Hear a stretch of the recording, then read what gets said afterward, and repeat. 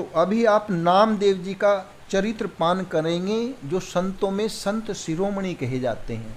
वो नामदेव जी के बचपन से ही अनेक अनेक प्रकार की बहुत अच्छी अच्छी मतलब भगवान के दर्शन, भगवान को भोजन आदि कराना, यानी कि बहुत घटनाएं हैं। सो आप सब ध्यान से सुने कि जैसे जल और अग्नि तो एक ही चीज़ रहेंगे। अगर अग्नि की मात्रा अधिक होगी तो जल को वाष्पीभूत कर देगी, और यदि जल की मात्रा अधिक होगी तो अग्नि को बुझा देगी। तो मन में कभी आता है कि संतों के चरित्र या भगवान की कथा है, संतों की कथा करें, इससे क्या फायदा है जी? तो जो अब बोलेंगे तो ये है कथा अमृत। क्या बोलते हैं इसको? और कथा अमृत उसको बोलते हैं कि या तो भगवान की चर्चा हो, भगवान की महिमा हो, उनके नाम का गुणगान हो, या उनके संतों की महिमा हो, या उनके संतों की जीवन परिचय हो। तो ये सब मिलकर के कथा अमृत कहलाता है। अमृत क्यों बोलते हैं जी? जो हमारा चित्त सभी का, जो सबका चित्त अनंत जन्मों के संसारिक वृत्तियों से परिपूर्ण है, उस चित्त के अंदर जगह नहीं है भगवान का ज्ञान या भगवान की ज्ञान को धारण करने के लिए। तो कथामृत के अंदर ये सामर्थ्य है कि आप कर्ण रूपी दोनों से कथामृत का पान करके अपने हृदय तक, चित्त तक ले जा पाने में समर्थ हो पाओगे।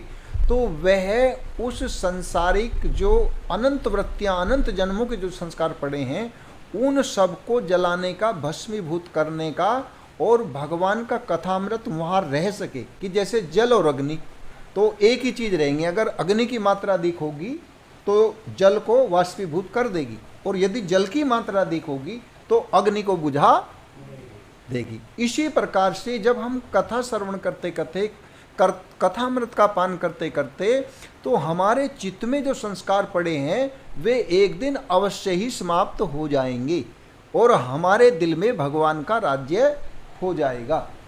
कैसे राज्य? अब क्यों नहीं राज्य है? अब किसका राज्य है? ये भी एक बात है। तो तुलसीदास जी कहते हैं क्या? प्रभु मम हृदय भवन तोरा, प्रभु मम हृदय भवन तोरा, जा में आए बसे चोर बहु जोरा, और मैं एकल अमित बटमारा, और मेरी करो संहार, प्रभु में दास तुम्हारा। तो देखो, उन्हें तो राम जी मिले, उन्हें राम जी मिले, उनका अंतःकरण शुद्ध हुआ जब ही तो मिले। और जो ये बात बोली जब ही तो बोली जब उन्हें ज्ञान हुआ। तो इसका मतलब वे हमारे लिए प्रार्थना कर रहे हैं राम जी से। वे तो पार हैं, मतलब वे तो अंतःकरण उनका तो शुद्ध है। तो यानी कि हमारे सबके अंतःकरण को, दिल को किसने घेर लिया? काम क्रोध आदि लुटेरों ने, जो हमारे जन्म जन्म से हमको लूट रहे हैं। तो उनको निकालने के लिए हमें संतों की कथामृत का पान, हमें भगवान की कथामृत का पान करना चाहिए। केवल वही इन विकारों को और इन अनंत संस्कारों को मिटाने में, हटाने में समर्थ है। अन्य कोई साधन कलयुग में नहीं है। इसीलिए कहते हैं कलयुग केवल नाम आधारा, जपत जपत नर उतरत पारा। लेकिन ये ज्ञान भी कहाँ मिलेगा? सत्संग में। ठीक, तो इसीलिए कथामृत, देखो उस चीज़ की महिमा भी आवश्यक होती है। महिमा के बिना हमारा मन उधर को चलता झुकता नहीं है। तो अभी आप नामदेव जी का चरित्र पान करेंगे, जो संतों में संत शिरोमणि कहे जाते हैं। वो नामदेव जी के बचपन से ही अनेक अनेक प्रकार की बहुत अच्छी अच्छी मतलब भगवान के दर्शन, भगवान को भोजन आदि कराना, यानी कि बहुत घटनाएं हैं। सो आप सब ध्यान से सुने। जब बच्चे केवल खेलते ही हैं, उस समय जब खेलने की उम्र थी नामदेव जी के, अन्य बच्चों के समान उनमें क्या विशेषता थी अलग? कि भगवान की सेवा पूजा करते थे। वे खेल में सचमुच के मिट्टी के भगवान बना लेते, मंदिर बना लेते, और खेल खेल में उनका पूजा करते। तो अन्य बच्चों से इनकी विशेषता, वे किसी काष्ठ या पाषाण की मूर्ति बना लेते और फिर उसे बड़े प्रेम से वस्त्र पहनाते, भोग लगाते, घंटा बजाते तथा नेत्र बंद करके मन में अच्छी तरह भगवान का ध्यान करते। ये सचमुच खेल खेल में करते थे, और उस प्रेम वश उनके नेत्रों में जल भर आता। जैसे आंखें बंद कर ध्यान करते, तो जब भाव उमड़ता, उनका आनंद उमड़ता, तो आनंद अतिरेक, जब आनंद अति बढ़ जाता तो उनके आंसू बंद आंखों में भी छलक जाते, निकल जाते, इतना उनको आनंद आता। नामदेव जी अपने नाना वामदेव जी से बार बार कहते कि वामदेव जी से बार बार कहते कि भगवान की सेवा मुझे दे दीजिए। यानी कि वे कहाँ रहते थे? अपने नाना जी के यहाँ। तो नाना जी को यूँ कहते कि वे मंदिर के पुजारी थे, पूजा करते थे। कहते कि आप मुझे दे दो नाना जी ये पूजा, मतलब मैं क्या करूँगा, जबकि उनकी वो करने की उम्र नहीं थी। उस समय तो शुद्धिकरण का एक ऐसा भी ज्ञान बच्चे को नहीं रहता। तो वे आश्चर्य मानते कि ये छोटा सा बच्चा अब इसे कितना ध्यान करता है भगवान का। वामदेव जी ने नामदेव से कहा, वामदेव जी उनके नाना जी का नाम था, कहा कि मैं एक गांव जाऊंगा। जब उन्होंने ज़्यादा बार बार रट लगाई तो उन्हें मजबूरी में जाना पड़ा। तो उन्होंने सोचा इसका शौक पूरा हो जाएगा और मेरा काम हो जाएगा। तो उन्होंने क्या कहा कि मैं एक गांव जाऊंगा और 3 दिन में लौट आऊंगा। पहले कम से कम 3 दिन तो लगते ही थे, आना जाना रुकना।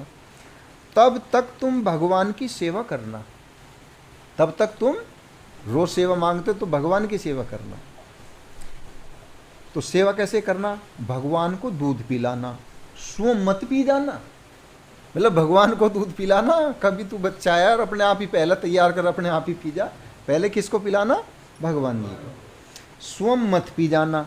यदि अच्छी प्रकार से 3 दिन सेवा करोगे तो तुम्हें ही सेवा सौंप दी जाएगी। क्या? यदि अच्छी प्रकार से 3 दिन सेवा करोगे तो तुम्हें ही सेवा सौंप दी जाएगी। तो इतना तो लालच बहुत था कि उसे तो शौक था सेवा करने का भगवान जी की।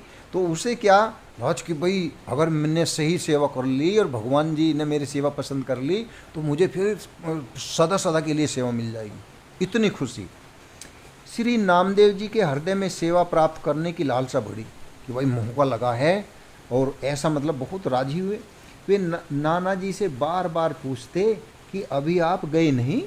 लो सोच ली ये जल्दी जाओ सेवा मेरे पास है। तो भाई तैयार होने में तो टाइम लगा, अभी तो सूचना दी है। तो नाना जी से क्या पूछते? मतलब उमाए की एक उत्साह की चरम सीमा कि नाना जी अभी गए नहीं आप, मतलब तुम जाओ और मुझे सेवा मिले। तो जैसे कि आजकल के लोग सोचते हैं कि कब हमारे घर का बड़ा बूढ़ा मरे और कब ये संपत्ति हमारे पे आवे। आज तो यही इंतजार करते हैं। लेकिन नामदेव जी में आज के जवानों की तरह मतलब वो नहीं, बचपन में भगवान की सेवा, यानी कि नाना जी जाए और भगवान की सेवा मेरे पे आ जाए। तो नाना जी के बाहर गांव जाने का वो समय आ ही गया। जब वे तैयार हो गए तो वे चले गए। नामदेव जी ने अच्छी तरह देखभाल, कढ़ाई में 2 सेर दूध डाला।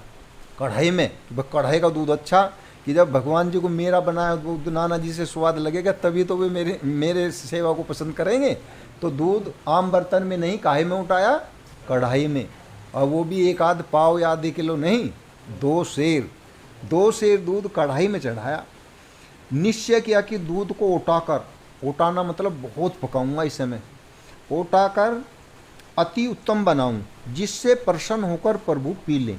जिससे मतलब दूध को जी कर आए भगवान जी का, भाई इतना सुंदर दूध बनाया है तो भगवान जी का मन करे और ये पी जाएं।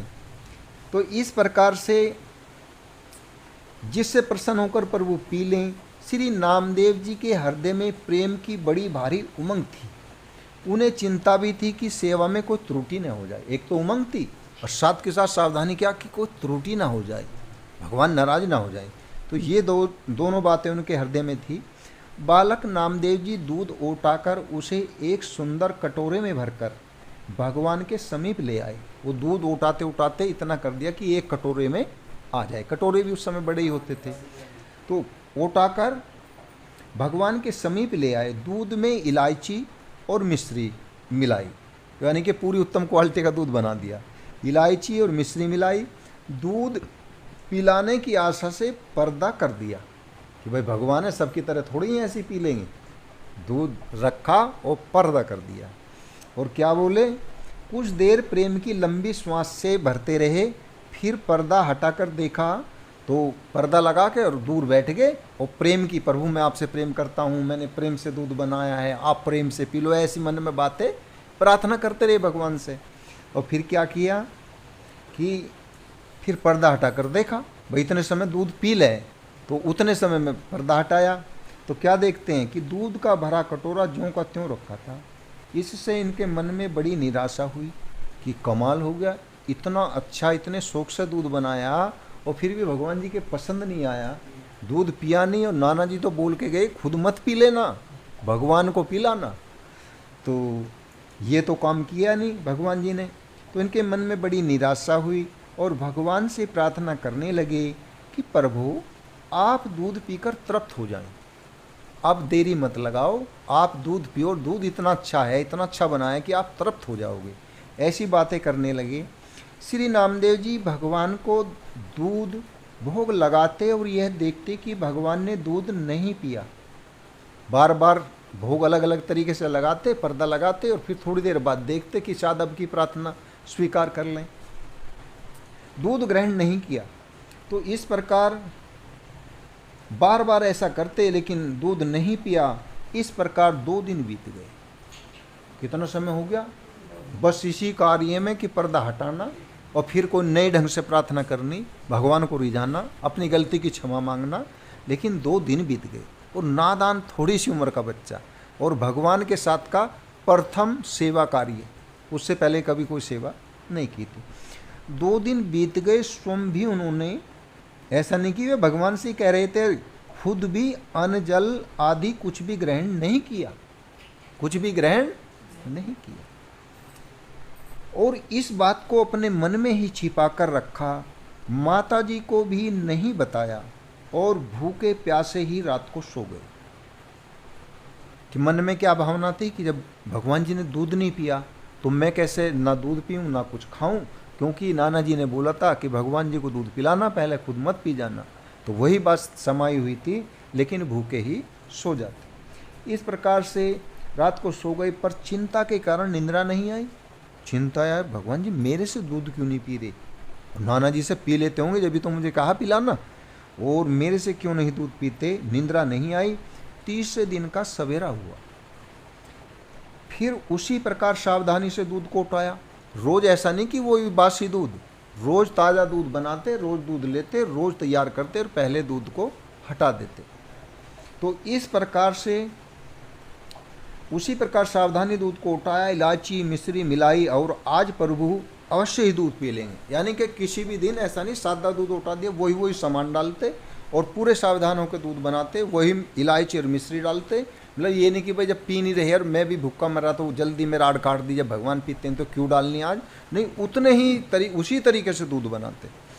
तो इस प्रकार से 30 दिन का सवेरा हो, फिर उसी प्रकार कि शायद आज दूध पी लेंगे। इस भाव से मन को मजबूत करके भगवान के सामने दूध रखा और कहा, प्रभु नाना जी दूध पिलाने को कह गए थे, आप दूध को पीजिए, तभी मैं प्रसन्न होऊंगा। मैं भी इतने प्रसन्न नहीं होऊंगा। और इतने पर भी जब भगवान नहीं पिया, भगवान ने दूध नहीं पिया, तब श्री नामदेव जी बोले, मैं बारंबार आपसे दूध की विनती करता हूँ, परंतु आप दूध नहीं पीते, दूध नहीं पीते। कल प्रातःकाल नाना जी आ जाएंगे और वे हम पर रुष्ट हो जाएंगे, यानी कि नाराज होंगे। कल 3 दिन का उनका वादा, 30 दिन आ जाओगे तो कल तो वे पक्का ही लेंगे, 3 दिन आज पूरे हो जाएंगे, तो वे रुष्ट हो जाएंगे, फिर कभी सेवा मुझे नहीं देंगे। उसका परिणाम क्या होगा कि दूसरी बार मेरे पे विश्वास नहीं करेंगे। इसलिए ऐसे जीने से तो मरना ही अच्छा है। ऐसा कहकर छुरी निकाली और भगवान को दिखाकर क्या करा उन्होंने कि 3 दिन पूरे हो लिए, तो ऐसे ताने खाने से और आपकी सेवा न मिलने से तो जीना बेकार है। ऐसा सचमुच भगवान के सामने बोले और परिणाम में छुरी निकाल ली। छुरी यानी कि बड़ा चाकू, जो रसोई में अक्सर होता है ये सबके। तो इस प्रकार से ऐसे जीने से, जो भगवान हमारे कैसे दूध नहीं पी सकते, नाना जी हमें कभी सेवा ना दें, तो ऐसा जीवन में बर्दाश्त नहीं करूँगा। ऐसा कहकर छुरी निकाली और भगवान को दिखाकर, ऐसा नहीं कि भगवान से धोखा या झूठ बोलना नहीं है, सचमुच भगवान को छुरी दिखाई कि देखो, ऐसा दिखाकर अपना गला काटने के लिए गले पर छुरी चलाना ही चाहते थे। मतलब उन्होंने कोई पोपलीला नहीं कर रहे थे, भगवान को डरा रहे थे, उन्होंने सचमुच अपना गला काटने के लिए छुरी निकाली, वो सचमुच ही उनकी भावना थी। तो इस प्रकार से उन्होंने अपना गला काटने के लिए गले पर छुरी चलाना ही चाहते थे, मतलब बस अब मार लेंगे ऐसे, मतलब हाथ का जैसे ही वार किया तो ऐसा कहकर चलाने वाले थे कि भगवान ने हाथ पकड़ लिया। मतलब दूध पिलाने को तो भगवान प्रकट नहीं हुए, पर हाथ पकड़ने को भगवान प्रकट हो गए। तो उस बच्चे का हाथ नामदेव का हाथ पकड़ा और तुरंत हाथ पकड़ लिया और कहा कि अरे ऐसा मत करो, मैं अभी दूध पीता हूँ। वाणी से भी कहा, छुरी का हाथ रोक लिया, छुरी रोक ली, कहा ऐसा मत करो, मैं अभी दूध पीता हूँ। यह कहकर भगवान ने दूध पीने लगे और श्री नामदेव जी ने देखा कि ये तो सब दूध पी जाएंगे। भाई 2 सेर दूध जो मेरे पास था वो सारा तो उठा दिया और ये तो सारा दूध पी जाएंगे। इनका तो इरादा ये है कि वो मुंह से लगा ले, अब पार कर दूँ इसे। तो इस प्रकार से पीने लगे। नामदेव जी ने देखा कि ये तो सारा दूध पी जाएंगे, तब बोले कि थोड़ा सा प्रसाद मेरे लिए भी छोड़ देना, मैं भी 3 दिन से ऐसा ही हूँ तुम्हारे साथ में। कभी सोचे मैंने 3 दिन से दूध नहीं पिया, मैंने भी नहीं पिया, कि इसमें थोड़ा सा प्रसाद मेरे लिए भी रहने दीजिएगा, क्योंकि नाना जी के भोग लगाने पर मैं सदा दूध पीता था। इतना मुझे ध्यान है कि जब भोग लगाते तो नाना जी मुझे भी बुलाते, मुझे भी प्रसाद दे देते। और कभी आज मैं खुद भोग लगा रहा हूँ, आज तुम सारे को ही पी जाओ, क्योंकि 3 दिन के भूखे हूँ, ये मुझे पता है, तो इसलिए थोड़ा प्रसाद मेरे लिए भी छोड़ देना। ऐसा वे कोई झूठ मूठ के भगवान से बात नहीं कर रहे, यानी कि मूर्ति से बात नहीं कर रहे, डायरेक्ट भगवान से बातें हो रही है। भगवान ने सचमुच प्रकट होकर कटोरा मुंह से लगा रखा है। बोलिए सद्गुरुदेव भगवान की जय।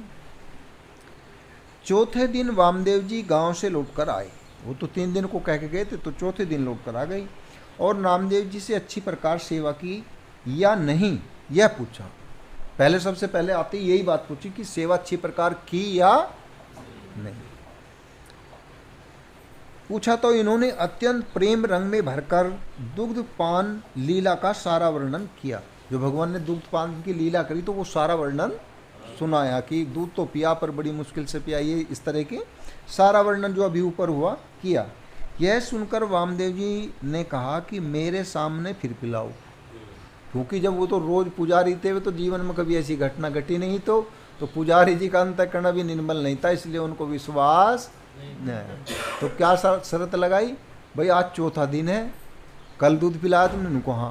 भाई मेरे सामने और पिला दे, अगर तूने पिला दिया तो मैं मानूंगा, मेरे सामने पिलाओ, अगर मेरे सामने पी लिया तो तुम्हारी बात सच है, नहीं तो मैं मानने वाला नहीं, पिलाओ तब हम जाने।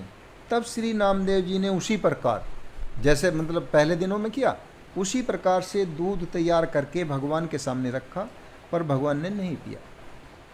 तब अड़ गए उसी प्रकार छुरी निकाल कर कि ये तो उससे बड़ी बेइज्जती है, मतलब मेरे अकेले के सामने तो पी लिया और मैंने इन सब बता दिया, क्योंकि बात में तो मैं सच ही बोल रहा हूँ, लेकिन ये तो विश्वास नहीं कर रहे। तो प्रभु मतलब उससे तो मेरी थोड़ी बेइज्जती थी, और अब इनके सामने नहीं पी रहे, तो अब तो बिल्कुल ही नहीं जीने का, अब तो बिल्कुल ही नहीं जीने का। और फिर वो छुरी निकाली। तो तब जो है श्री नामदेव ने उसी प्रकार दूध तैयार करके अड़ गए और उसी प्रकार छुरी निकाल कर गला काटने को तैयार हो गए कि कल पीकर आज नाना जी के सामने मुझे झूठा बनाना चाहते हो, आपको दूध पीना ही पड़ेगा। बालक के प्रेम हट से प्रसन्न होकर, कि वो प्रेम की हटती, भाई बच्चे में क्या सामर्थ्य है अगर ना पिए, लेकिन प्रेम की हटती, तो प्रेम हट से प्रसन्न होकर भगवान ने वामदेव जी के देखते देखते दूध पिया। वामदेव जी सामने रहे, लेकिन फिर शर्माए नहीं, उनके सामने कि बालक प्रेम हट कर रहा है, तो सच उन्हें पता था भगवान को गहराई से कि ये सचमुची गला काट लेगा, ये कोई ढोंग या नाटक नहीं कर रहा, क्योंकि वो संत हृदय है और भगवान के से कुछ छुपा नहीं। अनंत जन्मों की जो उनकी साधुता छिपी थोड़ी थी भगवान से, वो तो साधना पहले जन्मों की अनंत पूरी थी कि बस ये तो बस बहाना है। तो इस प्रकार से भगवान ने बालक के प्रेम हट से प्रसन्न होकर भगवान ने वामदेव जी के देखते देखते दूध पिया और प्रसाद नामदेव को पिलाया। कि प्रसाद नामदेव को पिलाया, यानी कि भगवान ने तो पहले पिया और फिर बालक ने क्या किया, वो कहते थे बाद में कि थोड़ा प्रसाद के लिए छोड़ देना प्रभु जी, सारा मत पीना। तो थोड़ा सा वो दूध बचा, तो वामदेव जी तो वहाँ थे, उन्होंने भी आंखों से देखा कि लो नाना जी प्रसाद पाओ, ये असली प्रसाद है, मतलब सचमुच झूठन प्रसादी है, शीत प्रसादी है भगवान जी की। तो ऐसा नामदेव जी को पिलाया। वामदेव जी ने सोचा कि मैंने जीवन भर सेवा की पर दर्शन नहीं हुए, जीवन भर सेवा की दर्शन नहीं हुए भगवान के। आज बालक के प्रभाव से, कि भाई मेरा तो अब भी कोई प्रभाव नहीं, अब भी बच्चे के कैसे भगवान प्रकट हुए, तो बच्चे के प्रभाव से, इस प्रसंग के द्वारा प्रभाव से दर्शन हुए आज भी अगर भगवान के दर्शन हुए तो मेरी साधना सेवा से नहीं, बच्चे के प्रभाव से। तो इस प्रकार इस प्रसंग के द्वारा भगवान ने यह दिखला दिया कि मैं भक्त के वश में होकर के उसके प्रेम के कारण अर्पित भोग को ग्रहण करता हूँ। जैसे कोई समाज में भक्त लोग हैं, हमको कहने लगे अरे भगवान का किसी का खा रहे हैं, क्यों खामोखा भक्ति करते हो। तो भगवान कभी कभी किसी भी भक्त संत के माध्यम से ये बताते रहते हैं हर युग में कि मैं सचमुच भी खा लेता हूँ अगर कोई प्रेम से मुझको खिलाता है। बोलिए नामदेव भगवान की जय, बोलिए भक्त और भगवान की जय।